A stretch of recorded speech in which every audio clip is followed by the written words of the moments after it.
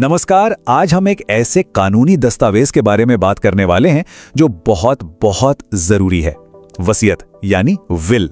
चलिए आज भारत में वसीयत बनाने की पूरी प्रक्रिया को आसान भाषा में समझते हैं। ये सवाल शायद हम सब कभी ना कभी सोचते जरूर हैं और इसका जवाब ही हमें बताता है कि वसीयत यानी विल को समझना इतना जरूरी क्यों है। तो आज की हमारी चर्चा इन 5 हिस्सों में बटी होगी।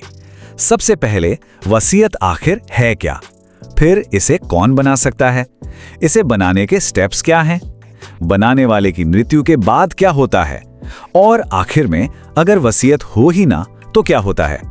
तो चलिए शुरू करते हैं। इससे पहले कि हम टेक्निकलिटीज में जाएं, सबसे पहले ये समझते हैं कि आखिर ये वसीयत होती क्या है। अगर कानूनी भाषा में कहें तो इंडियन सक्सेशन एक्ट 1925 का सेक्शन 2H इसे एक लीगल डिक्लेरेशन बताता है। मतलब आसान शब्दों में ये वो कागज है जिसमें कोई इंसान ये लिखता है कि उसके जाने के बाद उसकी संपत्ति का मालिक कौन होगा। यही इसकी असली ताकत है, अपनी इच्छा को कानून का रूप देना। अच्छा, एक बहुत बड़ी गलतफहमी है कि वसीयत एक बार बन गई तो बस पत्थर की लकीर हो गई। लेकिन मजे की बात यह है कि ऐसा बिल्कुल नहीं है। जो इंसान वसीयत बना रहा है वो अपनी जिंदगी में जब चाहे, जितनी बार चाहे इसे बदल सकता है या रद्द भी कर सकता है। हमेशा सबसे आखिर में बनाई गई वसीयत ही असली मानी जाती है।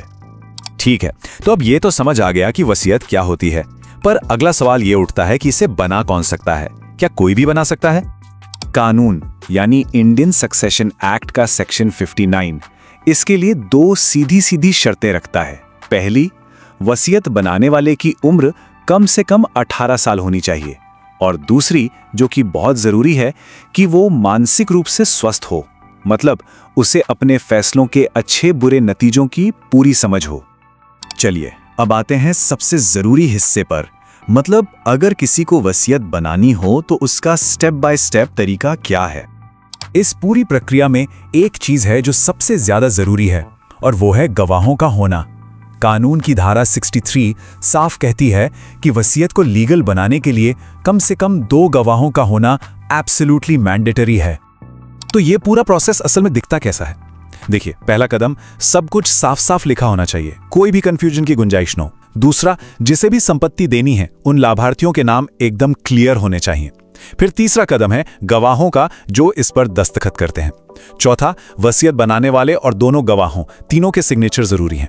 और आखिर में 5वां कदम है रजिस्ट्रेशन, जो कंपलसरी तो नहीं है पर करवा लेना हमेशा अच्छा रहता है, ताकि आगे कोई विवाद ना हो। ठीक है, वसीयत बन गई, सब सही है, पर असली काम तो तब शुरू होता है जब वो इंसान दुनिया में नहीं रहता। तो उसके बाद क्या होता है? उस वसीयत को लागू कैसे किया जाता है? यहाँ एक शब्द आता है प्रोबेट। इसे आप ऐसे समझिए जैसे ये अदालत की एक पक्की सर्टिफाइड मुहर है। ये एक कानूनी प्रक्रिया है जिसमें कोर्ट ये कंफर्म करता है कि जो वसीयत पेश की गई है वो असली है, वैध है और मरने वाले की आखिरी इच्छा है। खासकर बड़ी संपत्तियों के मामलों में प्रोबेट के बिना संपत्ति को वारिसों के नाम पर ट्रांसफर करना लगभग नामुमकिन हो जाता है। और अब आते हैं हमारी चर्चा के आखिरी लेकिन शायद सबसे अहम सवाल पर, कि अगर वसीयत हो ही ना तो क्या होगा? अगर कोई बिना वसीयत बनाए गुजर जाए, जिसे कानूनी भाषा में इंटेस्टेट मरना कहते हैं, तो फिर क्या होता है?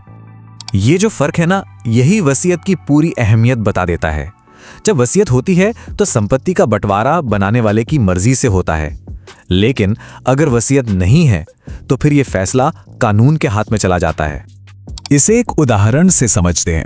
मान लीजिए हिंदू उत्तराधिकार कानून 1956 के हिसाब से अगर कोई हिंदू व्यक्ति बिना वसीयत के गुजर जाता है तो उसकी संपत्ति सबसे पहले उसके क्लास 1 वारिसों में बराबर बटेगी।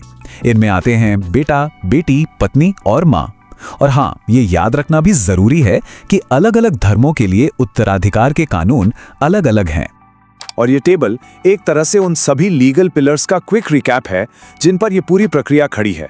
वसीयत की परिभाषा से लेकर उसे बनाने की योग्यता, गवाह, रजिस्ट्रेशन और प्रोबेट तक सब कुछ इन्हीं कानूनों से तय होता है। तो आखिर में यह सवाल सोचने पर मजबूर करता है, क्या अपनों का भविष्य सुरक्षित है?